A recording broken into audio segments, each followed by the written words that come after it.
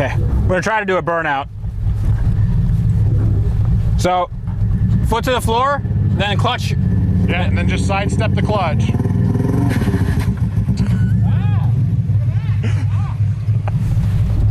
She could do a burnout. That wasn't a burnout.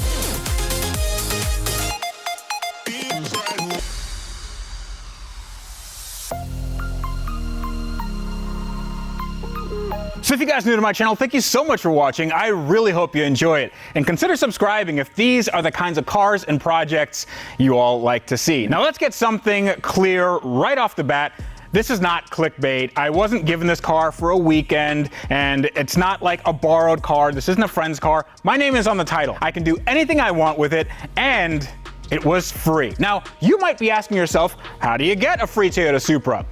I'm asking myself the same thing because this is a crazy story. Now, some of you may know that several months ago, I made a video going over to my friend's shop, Prentice Performance Imports, and my friend John Prentice showed me around. He has an amazing collection of JDM cars that he imports from Japan. Now, even though he has cars that he sells to other people, he sells to the public, he usually sells the really good stuff, the cars that are running, the cars that are cosmetically almost perfect, cars that frankly were a little too nice and too expensive for me. But I always had my eye on something that needed a little bit of work, or a lot of bit of work. And it was this car. You see, this car was actually sitting outside for a very long time, and John didn't know what to do with it because it needed too much work. This car was essentially worthless. And not only that, it also wasn't running. And as luck would have it, my video did really well for John, so he gave me the car. That was a good day. That was a that was a very good day. I was extremely lucky, and I'm extremely lucky to have a friend like him. Now, don't go like emailing him, asking him if he has any cars that he wants to give away. This was the only one, and he has learned his lesson not to import cars like these. But for now, I want to give you a tour of this car and show you why I enjoy it so much and why this is going to take a lot of work to put right. So this is one of my favorite parts of any build, and that is the automotive archaeology section, where I just go through other people's old stuff. So this is a 94 Toyota Supra, and it has some modifications on it. And those modifications were not done well. This seems to be a theme in my garage.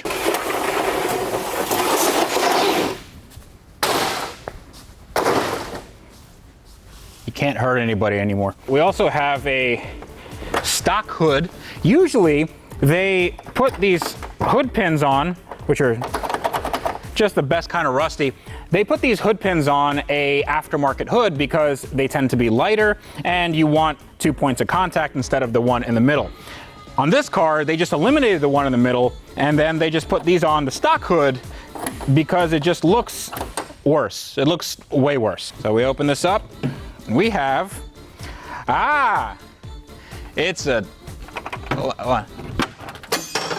It's okay. We're good. This isn't expensive. We have a 2JZ GE naturally aspirated engine making about 125 horsepower to the wheels.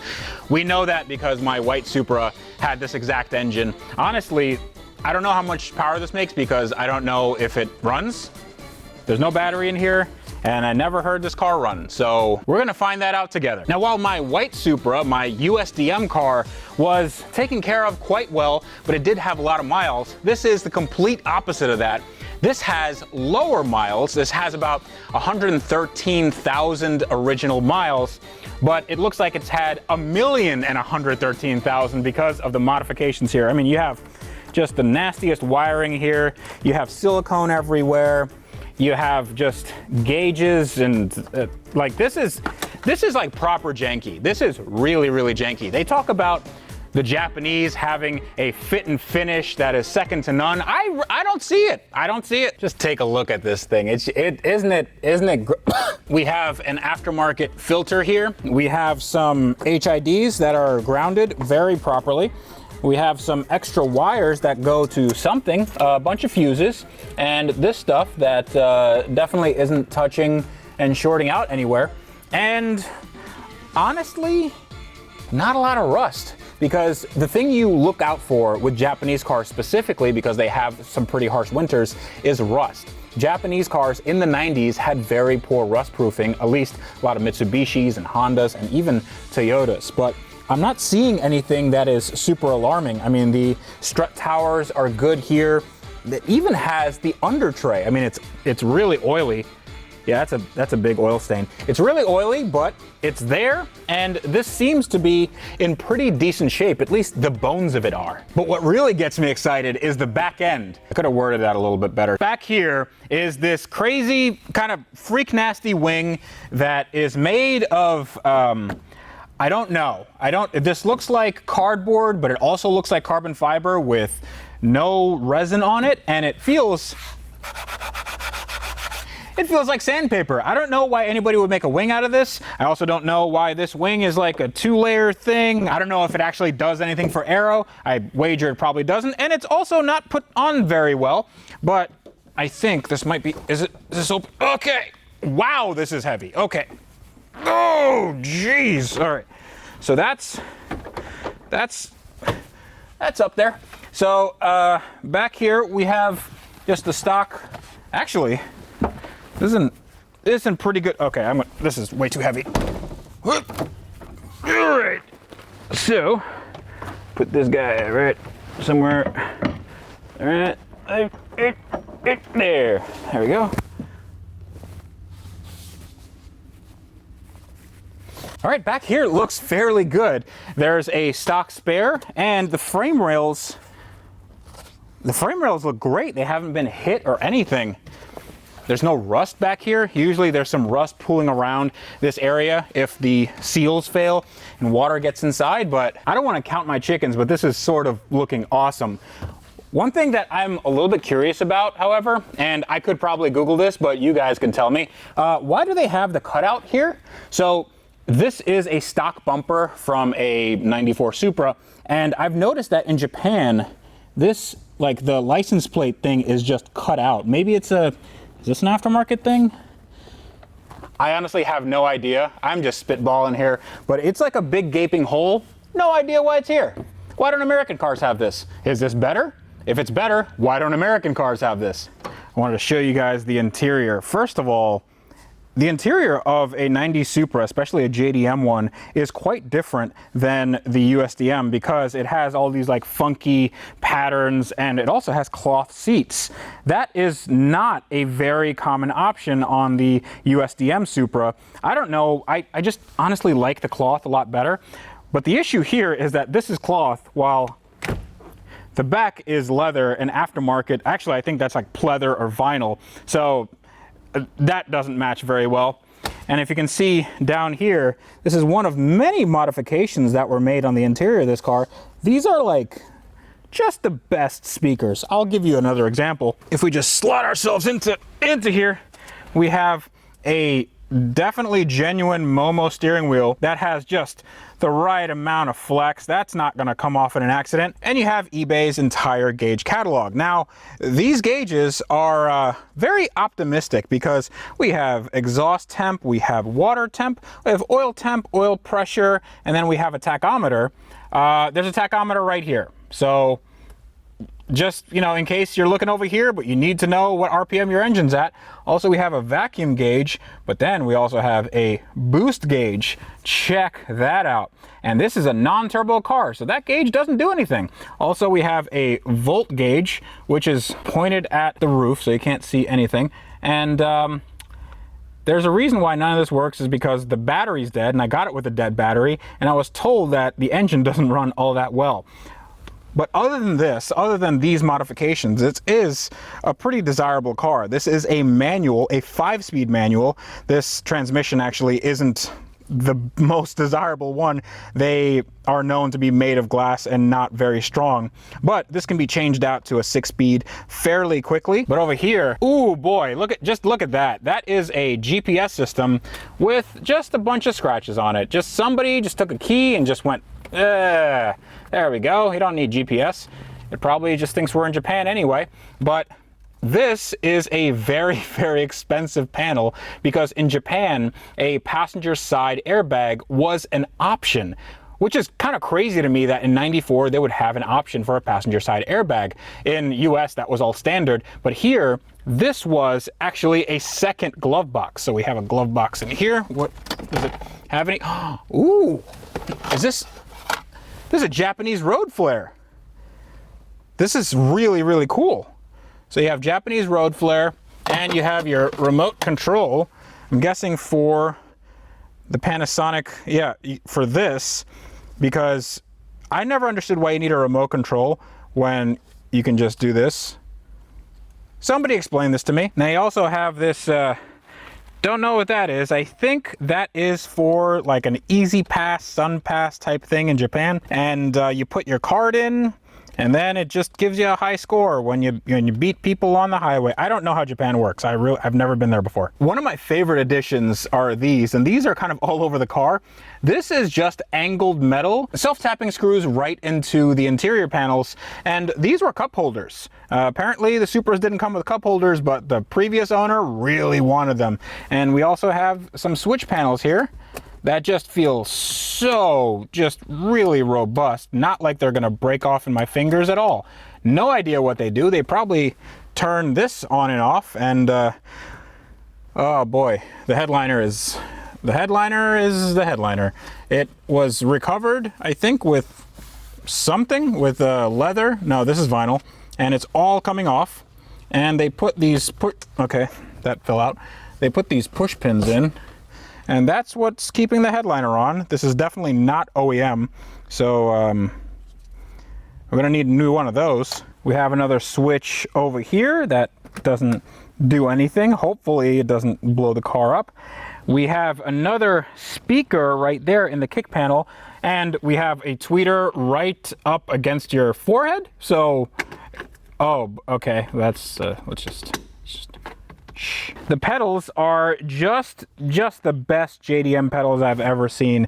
These are what you aspire to get when you are 17 and don't own a car. And in addition, it has these amazing 5-spoke wheels, which I don't actually hate, but they are curb rash to no end, and they're probably very heavy. And they also, oh boy, there's a spacer, which is probably good. That's probably good for handling. So this also has the stock naturally aspirated brakes, which are very small, and it has a suspension that looks to be springs. So I believe they're Tane springs or something, lowering the ride height and then making the ride generally intolerable. But I think what we should do is we should test out what in the car actually works, because I've been talking all this kind of nonsense about this car, and honestly, it's really, really not that bad. And I know that these engines can actually take a lot of punishment. So hopefully, fingers crossed, it starts up and we can actually take it for a little bit of a test drive. Oh, the battery tray is missing. The battery tray is missing. So hopefully this battery doesn't touch the engine if it runs. We're just gonna put this guy all the way to the side. So yeah, just don't go that way. Don't go that way. It's a, oh, and it's a Die-Hard Gold. So I'm sure that they'll warranty this after it has damage from the engine. Some relays are clicking. It's not blowing up. Okay. Okay. I am actually a little bit concerned that this battery is going to hit the fan belt over here. Let's send it. I don't have to worry about airbags deploying because there's no airbags. Does the horn work? Horn works. Okay. So we have lights on the dash here. Turn it. Oh. All the gauges work. That's actually really cool. We have the navigation on. We have our Easy Pass thing on. Oh, what was that? What, oh, I forgot the stalks were reversed.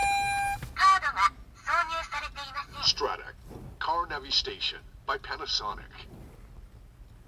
There's two different robots in this car talking to me right now. That switch does nothing. These switches also do nothing. Hopefully this switch does something. So I know that some Japanese cars don't need the clutch in to start, and this is not one of them.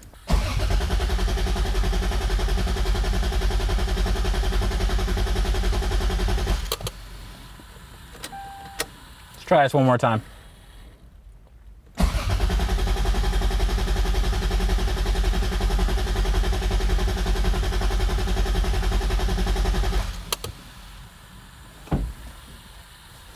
Give me a second. Give me a second. All right, I checked a bunch of stuff in the engine bay, and there was a lot of stuff not connected. Shocking, I know. But we're gonna try this one more time. What? It just doesn't do it on the first try. And wait. Oh.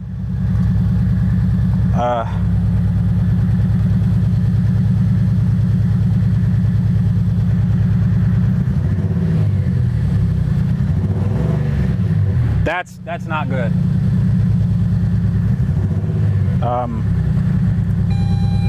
Stop it! This is probably 3 or less cylinders. The entire car is shaking. Oh, okay, I'm turning this off. There's something wrong with this car. Oh, you poor thing. Okay, so my first drive in my new Supra. All of that sand fell out when he closed the trunk there.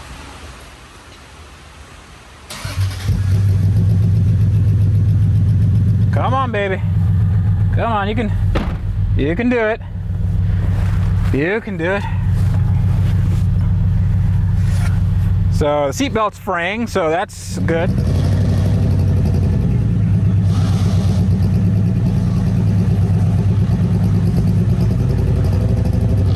That sounds like a motorboat. Generally not what you'd want in a premium sports car.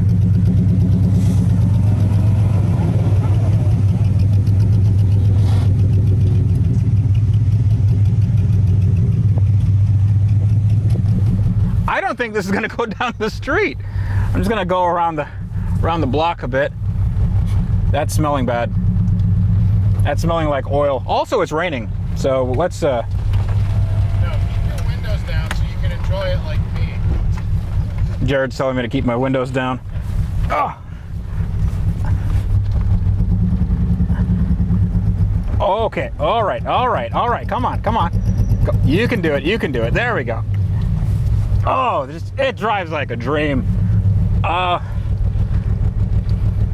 Let's see what this 2JZ can do. That is 10 miles an hour. Okay. I'm gonna get some big forearms though. You know, get some good exercise in. Foot to the floor.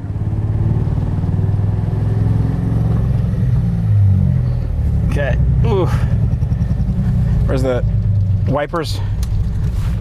That's wipers, and that's how do you? There we go. Wipers on the left, which is so odd. Okay. Oof. Come on. Don't stall out.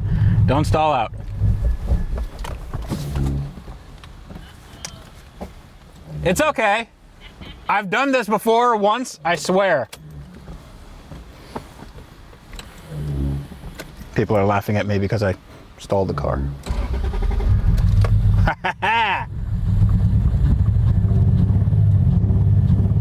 It's a 2JZ. Yeah. They don't make them like this anymore.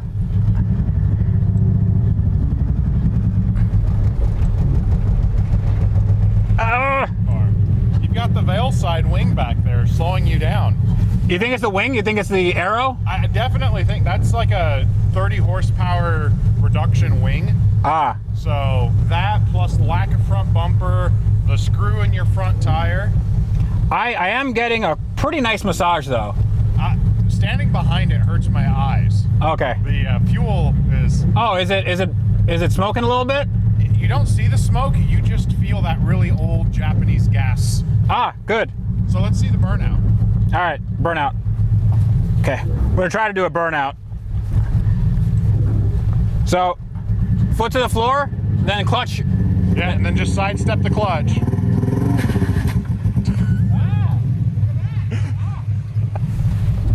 She could do a burnout. That wasn't a burnout. right, I think playtime's over. We have to get real on this car. This is really bad.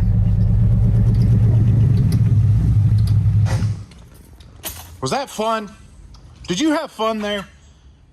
Okay, so let's talk about what I'm actually gonna do to this car. Actually, I feel like Doug DeMuro in the videos he does.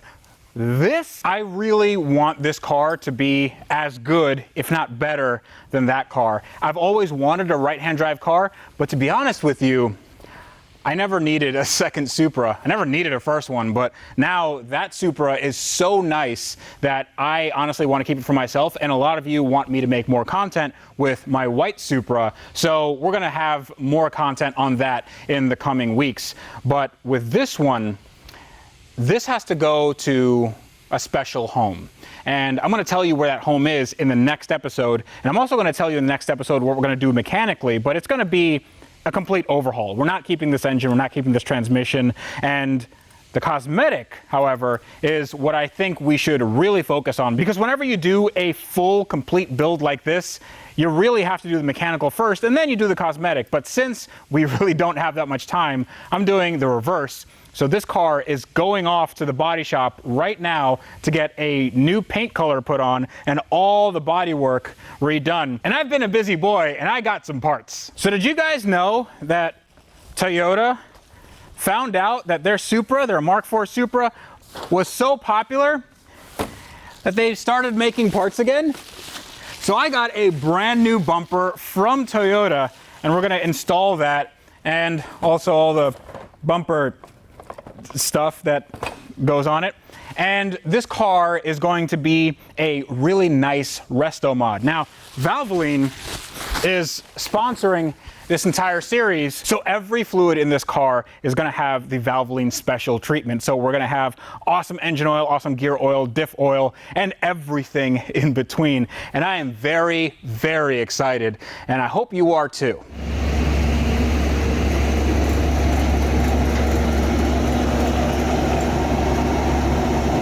Bye-bye.